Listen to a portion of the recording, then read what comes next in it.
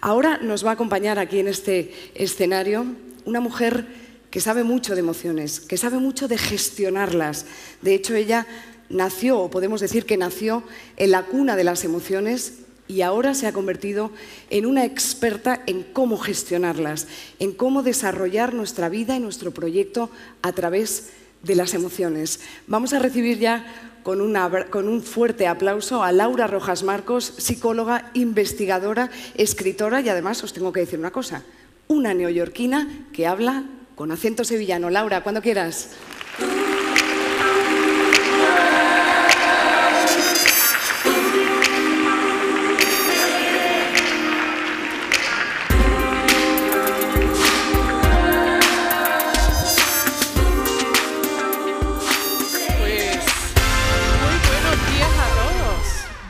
Buenos días, qué honor estar aquí hoy con vosotras y con vosotros, que también tenemos a muchos hombres hoy aquí. Bueno, tengo que decir que estoy muy ilusionada de poder estar aquí hoy en una jornada tan maravillosa y llena de emociones positivas. Y bueno, hablando de emociones, el ser humano no dejamos de ser seres sociables, seres que necesitamos estar conectados con los demás, sentir, ¿no? Sentir a los demás y también sentir nuestras propias experiencias. Entonces, hablando de emociones, no hay que olvidar que dentro del campo de las emociones, que es un mundo apasionante, hay muchísimos tipos de emociones. De hecho, dicen los estudios que hay aproximadamente unas 200 emociones y 400 palabras para expresarlas, para definirlas. Entonces, ¿pero dónde se originan las emociones? Al fin y al cabo, las emociones, cuando hablamos de emociones, empiezan por las emociones universales, las emociones primarias, que son básicamente 5. Son básicamente 5, aunque aquí hay 6, pero son básicamente 5. La tristeza, la alegría, el miedo, el asco también, ¿no? Y la ira. Y a partir de todas esas emociones, que hay diferentes niveles y diferentes intensidades, pues bueno, pues podemos tener unas sensaciones u otras. Pero claro, estamos todo el día teniendo emociones, estamos viviendo tantas emociones, a veces son mezcladas, ¿no? y son complejas y en otras ocasiones pues son bastante simples, o como las universales, como puede ser la ira. Entonces yo ahora mismo os voy a proponer jugar un poco con vuestras emociones, porque las emociones no dejan de ser algo que surgen en un instante, como esta gota de agua. Bueno, más que una gota, ¿no? Surgen en un instante y de repente sentimos algo que a veces lo podemos identificar, pero en otras ocasiones tenemos muchísima dificultad para identificarla y no sabemos exactamente cómo se llaman. Y qué importante es saber qué es lo que estamos sintiendo, cómo se llama lo que estoy sintiendo. Entonces ahora os voy a plantear y voy a jugar un poquito con todas vuestras emociones. Y me gustaría saber qué es lo que sentís cuando veis imágenes, por ejemplo, como esta. ¿Qué sentís? ¿Algún comentario? ¿Alegría? Hay muchas personas que cuando ven esta imagen, y probablemente muchos de vosotros os podéis identificar, sensación de alegría, bienestar, probablemente incluso algunas podéis hasta oler las flores, ¿no? Podéis oler las flores, estáis sintiendo esas emociones de bienestar en el cuerpo. Pero ahora, ¿qué pasa si cambiamos de emoción a una emoción totalmente distinta, como puede ser esta? ¿Os imagináis a las 3 de la mañana, os levantáis y os encontráis con esto? A mí me da algo. Como dicen en mi tierra andaluza, a mí me da un patatús, ¿no? Me da un patatús como me encuentre esto. Pero, bueno, a veces pueden ocurrir, desde luego, cosas o situaciones en la vida que nos producen muchísimo miedo, angustia, terror, pero en otras ocasiones sentimos algo completamente diferente, ¿no? Eso, como me dicen mis estudiantes, dicen, desde luego, Laura, esta foto da un buen rollo, ¿verdad? Da un buen rollo, uno ve esto y es que uno quiere ser esta ranita, ¿verdad? Entonces, bueno, pues dentro de las emociones de bienestar también nos podemos encontrar con otras emociones como esta. Espero que no haya nadie con fobia, ¿eh? Lo tratamos enseguida. en este mismo momento. ¿De qué emoción estamos hablando? Porque aquí os aseguro que hay personas que sienten emociones muy distintas. Hay personas que ahora mismo están sintiendo asco, rechazo, incluso miedo, pero hay otras personas que sorprendentemente sienten ternura. ¡Ay, qué mono! ¡Ay, qué mono! Me lo llevaría a casa. Yo digo, bueno, qué cosa, ¿no? Sobre gusto no hay nada escrito. Pero después hay otro tipo de emoción, ¿no? Y esto, ¿sabéis lo que sentís? Porque claro, aquí habrá una mezcla. Dices, qué bonito el Caribe, qué maravilla, pero como te encuentres algo así detrás de tu kayak, ¿no? Eso puede ser una situación bastante estresante, ¿no? Bastante estresante. Y aquí, ¿no os parece o no habéis sentido un poquito de frío cuando habéis visto esta emoción? ¿No? Cuando habéis visto esta imagen. Esta imagen produce muchísimos sentimientos. Hay personas que le encanta, le produce bienestar, qué alegría, qué bienestar, qué relajación. Y hay otras personas que le produce muchísimo estrés. Pero estoy segura que a un porcentaje muy alto de los que estáis aquí habéis sentido un poco de frío. Y estamos en un lugar donde evidentemente no hace frío. Pero vuestro cerebro no sabe identificar, en muchas ocasiones no sabe identificar la diferencia que lo que estamos viendo, que el estímulo que estamos recibiendo es o no es real. Y de ahí surge muchísimas veces con los ataques de ansiedad, con los ataques de pánico. Porque la amenaza que estamos sintiendo, el cerebro no sabe si es real o no. Y siempre va a responder como si fuera real. Y ahora que sabemos que no es real, probablemente la temperatura de vuestro cuerpo pues ha bajado, porque os aseguro que muchos de vosotros han reaccionado ante esta imagen. Y claro, cuando hablamos de emociones decimos, y en las investigaciones, que además es muy interesante, no solamente sentimos a nivel emocional, sino nuestro cuerpo también responde a las emociones. Y dependiendo de qué emociones, pues vamos a tener una temperatura y otra. Esta investigación, que fue muy interesante, que salió hace un par de años, se hizo en Suecia, investigaron cómo responde el cuerpo a determinadas emociones y midieron la temperatura del cuerpo. Y entonces aquí, por ejemplo, podemos encontrar que la ira, anger, el primero de la izquierda, pues claro, cuando una persona, ¿no?, os identificáis esos momentos, cuando estáis enfadados, cuando sentís ira, ¿no?, es como que se sube la temperatura, sobre todo en la parte de la cabeza, del pecho y las manos. Por eso muchas personas cuando sienten ira responden de manera violenta con las manos, desde dar un portazo, dar un golpe en la mesa o dar un puñetazo o una torta. Entonces, claro, la manera en la que gestionamos las emociones también incluye, y hay que tener en cuenta, cómo responde mi cuerpo. Hay otro estudio muy interesante que llevó a cabo Orlaya O'Brien, que es una irlandesa diseñadora de interiores, que preguntó a 500 sujetos en qué parte del cuerpo sentían determinadas emociones, las emociones universales. Y aquí, muy curioso, podéis ver las respuestas. Por ejemplo, la ira, como podéis ver, se centra muchísimo en la parte de la cabeza y la parte de las manos. Es muy similar, ¿no?, a la imagen que vimos antes, que está asociado a la temperatura. El amor, ¿dónde sentimos el amor? En el cuerpo entero. Y no estamos hablando de enamoramiento, estamos hablando de amor, cariño, cercanía a los hijos, a los amigos, a un proyecto. Porque uno también se enamora de los proyectos. Pero claro, ahora, por ejemplo, os pongo esta imagen y me pregunto, ¿qué es lo que estáis sintiendo? Probablemente muchos de vosotros tenéis que pararos a pensar. Tenéis emociones un poquito encontradas, que, pues mira, lo tengo que pensar. Algunos probablemente sentiréis un cierto bienestar, como, bueno, la sensación de libertad. Hay otras personas que le tienen fobia o miedo a los pájaros y eso le produce malestar. Qué sentimientos tan distintos, ¿no?, con respecto sobre todo a una imagen que puede ser un poco abstracta, como esta.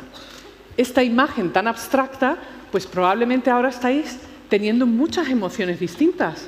Algunas las reconocéis y otras no las reconocéis. ¿Y ahí de qué estamos hablando? Estamos hablando de emociones complejas. Las emociones complejas, que producen muchísimos sentimientos encontrados, en ocasiones nos lleva a sentirnos confusos, a no saber qué es lo que estamos sintiendo.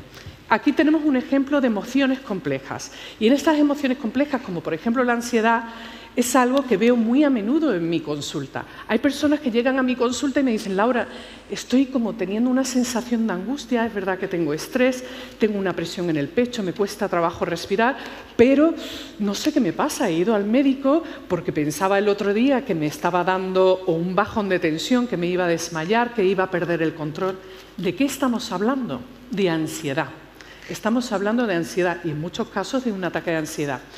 Pero claro, cuando estudia uno las emociones, dice: ¿y cómo las aprendemos? Pues las aprendemos en casa, las aprendemos de nuestros cuidadores, las aprendemos en el entorno en el que crecemos, donde nos relacionamos. En casa, por ejemplo, cuando somos pequeños, y probablemente muchos de vosotros, como María, ¿no? Que es madre de familia, pues sois los responsables de enseñarle a los niños qué es lo que están sintiendo. Estás llorando porque estás cansado y necesitas dormir. Unes una situación, ¿no? Asocias una situación con una emoción. Entonces, así, poco a poco, vamos aprendiendo qué es lo que vamos sintiendo. Yo de pequeña, mi madre siempre dice, y me pasa todavía a mis 45 años, que cuando tengo hambre me pongo de mal humor. Y yo nunca me suelo poner de mal humor, pues me pongo de mal humor.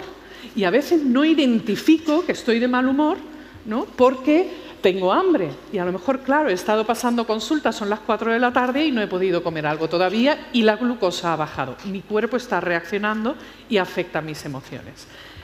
Cuando tenemos emociones complejas que se mezclan entre ellas, como podemos encontrar aquí, por ejemplo, la vergüenza. La vergüenza es una mezcla de la emoción, el miedo y el disgusto.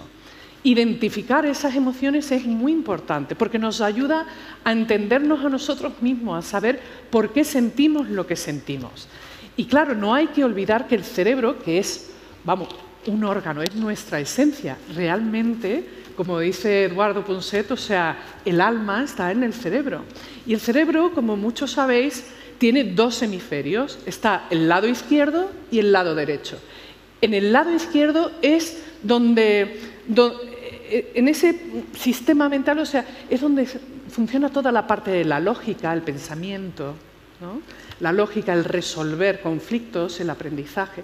Pero la parte derecha del cerebro, el hemisferio derecho, es puramente emocional, puramente emocional. Y claro, en muchas ocasiones, pues deseamos algo, sentimos que necesitamos algo, pero luego nuestra lógica, ¿no? La parte izquierda del cerebro, nos dice, pues mira, no, hay que pensarlo. Y todo eso lo vamos entrenando desde que somos pequeños. Pero claro, el diferenciar entre lo que necesitamos y lo que nos gustaría tener es muy importante. ¿Por qué? Porque van a afectar nuestras emociones. Si tenemos una lista de necesidades muy alta, pues las emociones probablemente van a estar muy vinculadas a esa sensación de deseo y un poquito de ansiedad, de incertidumbre. Entonces, claro, entramos en un diálogo interno de lo que quiero y lo que debería querer, pero que no tengo. Y claro, ese conflicto interno en muchas ocasiones hace que surjan sentimientos de malestar, de ansiedad, de incertidumbre. Y claro, tenemos que pararnos a pensar qué es lo que está pasando y evaluar qué es lo que está pasando. Pero claro, ¿cómo gestionamos todas estas emociones? Lo cierto es, y por resumir, hay pues 3 maneras, ¿no?, de gestionar las emociones. Y como terapeuta me encuentro tan a menudo a tantas personas que gestionan las emociones de manera muy diferente. Básicamente se podrían dividir en estas 3. Una, las personas que son autoconscientes, que es a lo que aspiramos todos. Todos queremos tener, ¿no?, una manera de poder identificar nuestras emociones de manera consciente, entender quiénes somos, por qué siento lo que siento, qué me gusta, qué no me gusta. Os sorprendería la cantidad de personas que no saben qué les gusta o por qué les gusta. A lo mejor les gusta algo porque es lo que debería ser o porque alguien le ha dicho eso es lo que te debería gustar, ¿no? Entonces, las personas que son autoconscientes entienden y tienen un concepto, o sea, tienen una idea muy clara de cuáles son sus emociones. Después nos encontramos con esas personas, ¿no?, que gestionan las emociones y se sienten devoradas por ellas. Siento esto, pero no lo puedo controlar. Personas que son sumamente emocionales, que no saben gestionar bien esas emociones, son puro corazón, pero eso no es exactamente algo que sea demasiado sano, porque si nos llevamos siempre por las emociones, pues también vamos a ser muy impulsivos y demasiado reactivos, y nos va a costar trabajo pensar y analizar. Finalmente nos encontramos con los aceptantes, que son aquellas personas, bueno, Laura, esto es lo que hay y no hay nada que se pueda hacer, ¿no? Lo que se llama en el campo de la psicología el síndrome de la indefensión aprendida, de Martin Seligman. Muy interesante por si a alguien le interesa leer sobre ello. Cuando uno aprende o siente que haga lo que haga, no puedo hacer nada, pues claro, de repente es víctima de sí mismo. ¿Se puede hacer algo? Por supuesto que sí. Y uno, para empezar, lo que puede hacer es conocerse, hacer un trabajo personal, no necesariamente con un terapeuta, no necesariamente, pero sí el trabajarse a uno mismo y conocerse.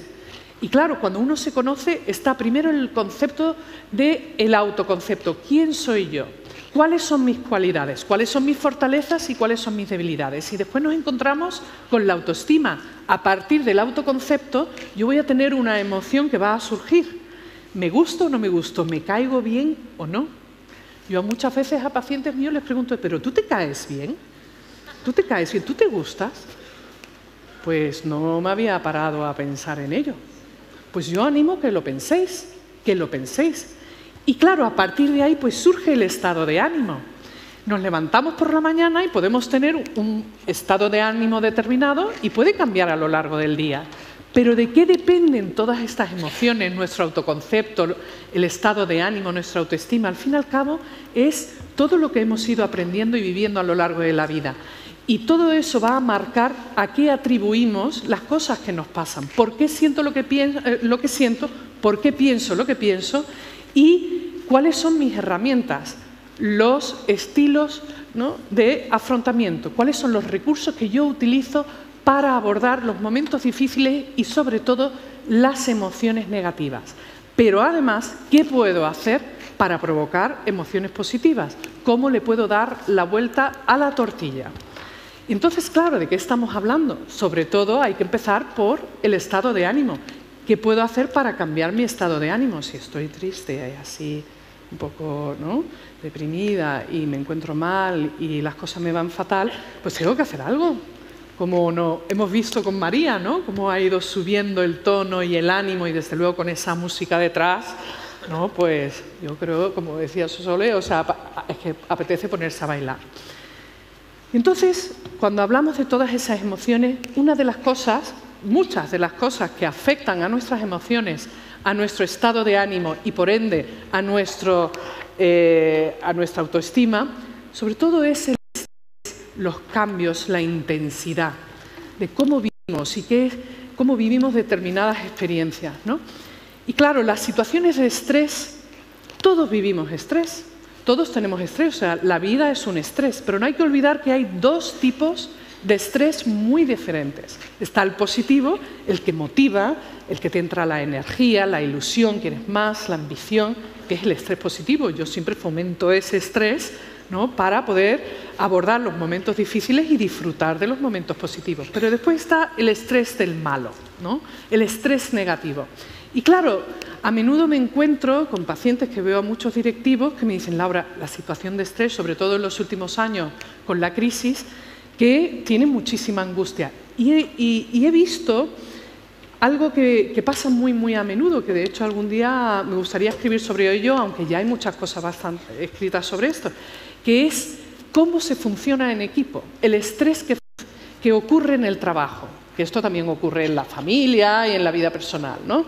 Pero en el trabajo, si nos paramos a pensar, creo que es muy importante, y sobre todo muchos de vosotros que sois directivos y que sois jefes, líderes, pues tenéis que pensar cuál es vuestro estilo, ¿no?, de llevar los equipos. Y no es lo mismo ser jefe que un líder, no lo es. El jefe manda, este dedo le encanta, tú haz esto, tú haz lo otro, manda, ¿no? Esto es lo que yo espero, exige mucho, que está muy bien exigir, está muy bien, pero empezando por exigirse a uno mismo. Y después está el líder que se pone contigo y se queda hasta las 3 de la mañana si hace falta. Sensación de equipo. Y claro, cuando hablamos de estrés, podemos tener el líder provoca, ¿no?, estrés del positivo, y quizás el jefe pues provoca sentimientos negativos. Y cuando hablamos de esos sentimientos negativos, esas emociones son sumamente destructivas. Aquí tenemos algún ejemplo, y algo a lo que hay que prestar muchísima atención es la envidia. La envidia. Es normal tener emociones negativas, no hay que negarlas, forman parte de nosotros. O sea, independientemente de que uno sea optimista o positivo, esto es información sobre cómo nos sentimos y dónde nos encontramos. Pero aún así, hay que estar muy pendiente de esas emociones negativas, porque podemos gestionarlas de una manera actuando sobre ellas, o podemos intentar comprenderlas, contenerlas o canalizarlas de una manera que sea constructiva. Una de las emociones, y probablemente todos habéis sentido ahí en algún momento, son esos sentimientos que surgen a raíz de lo que se llama la tiranía de los deberías. La tiranía de los deberías es una teoría que la desarrolló una psicóloga que se llama Horney, y entonces decía que muchas veces las personas entramos o caemos en la tiranía de los deberías, y los mensajes, el diálogo interno o el diálogo externo con otra persona es: debería haber hecho, debería haber sido, debería haber logrado, no debería. Todo eso debería. Entonces uno se compara el uno con el otro y sufre muchísimo, porque es como hacer una carrera contigo mismo y quedas segundo. ¡Qué horror!, ¿no? ¡Qué horror! Entonces, ser ambicioso y aprender de las experiencias es una cosa, pero caer dentro de las tiranías de los deberías hay que tener muchísimo cuidado. Y para ello es muy importante aprender a tolerar la frustración, porque las personas que no saben tolerar la frustración entran en la queja, y quejarse está muy bien. Hay que saber quejarse en el momento adecuado y por las razones adecuadas. Pero luego estamos hablando de aquellas personas que son quejicas. ¡Ay, qué tal! Yo, desde luego, tengo que decir que, como ejemplo, ahora que estoy terminando de hacer una tesis doctoral, estoy últimamente muy quejica, estoy cansada, y además me lo han dicho mis padres, mis amigos. Uy, Laura, ¿cómo estás? Tú que no te quejas nunca. Digo, es que estoy cansada, ¿no? Pues claro, a veces nos volvemos quejicas y tenemos razones para quejarnos, pero creo que es importante saber cuál es la actitud que vamos a optar para abordar situaciones estresantes, cansinas. Y aquí hay un ejemplo y hay un ejercicio que os propongo que hagáis, que está basada en un estudio de Will Bowen, que es muy interesante, que es para controlar la queja y para fomentar los pensamientos positivos. Y os animo a que lo hagáis.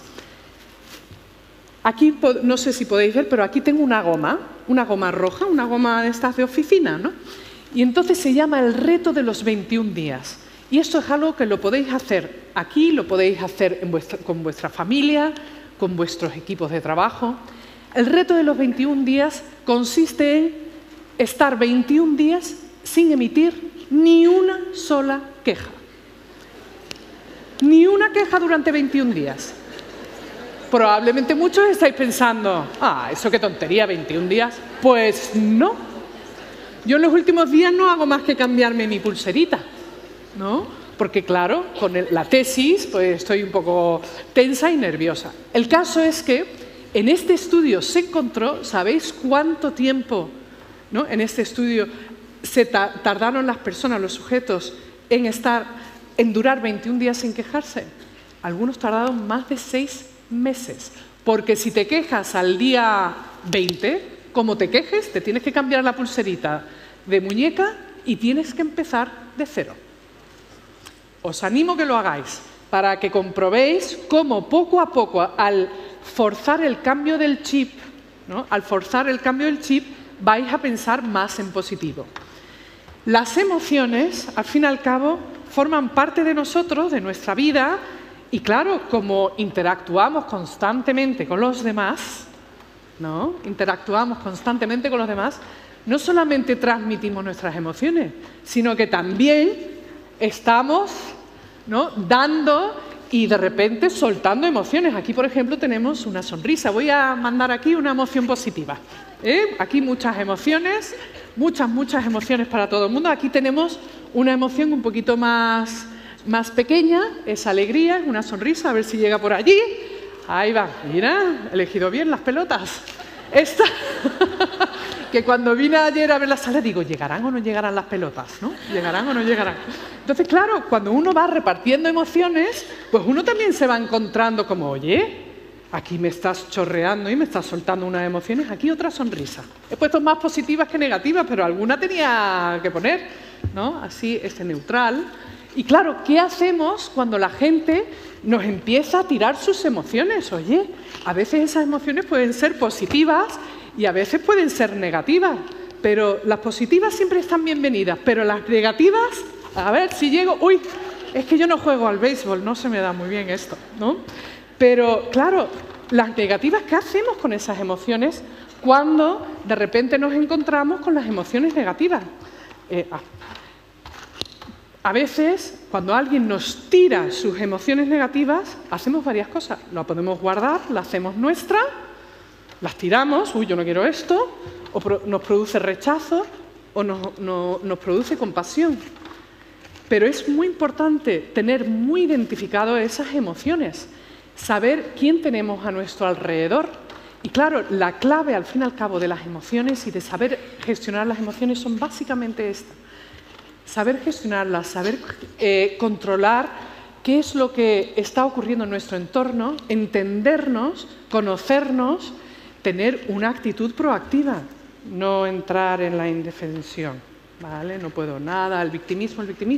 Evidentemente todos podemos ser víctimas de algún momento de alguien en un momento dado, pero ¿tenemos que permanecer ahí? Pues no.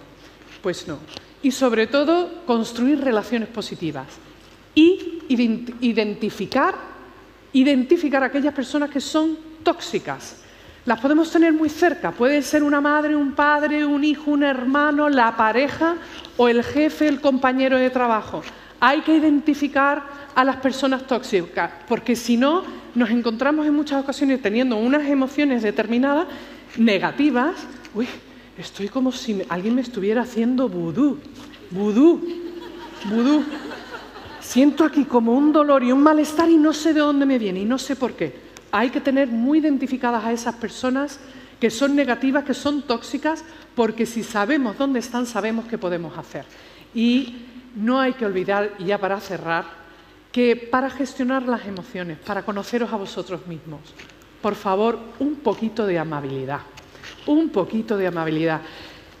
Si no aprendemos a cuidarnos, a cuidar nuestras emociones, a cuidar nuestro cuerpo, a cuidar nuestro estado de ánimo y bienestar, a centrarnos en las cosas que se nos dan bien, nuestras fortalezas, y no centrar el foco en nuestras debilidades, aunque trabajarlas utilizando nuestras fortalezas, necesitamos aprender también a ser amables con nosotros mismos, que a veces me encuentro a personas que son tan autoexigentes que no saben darse una caricia al alma. Y si no se os ocurre ninguno, aquí tenéis varias ideas. Descansar, desconectar y, desde luego, disfrutar también del ocio y de las personas que nos dan fuerza, que nos hacen sentir bien, y a las personas tóxicas dejarla a un lado y, desde luego, saber verlas venir.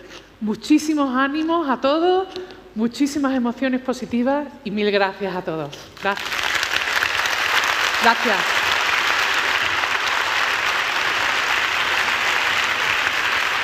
Gracias. Las emociones positivas os las podéis quedar, las negativas las podéis tirar, ¿vale? A quien le haya llegado.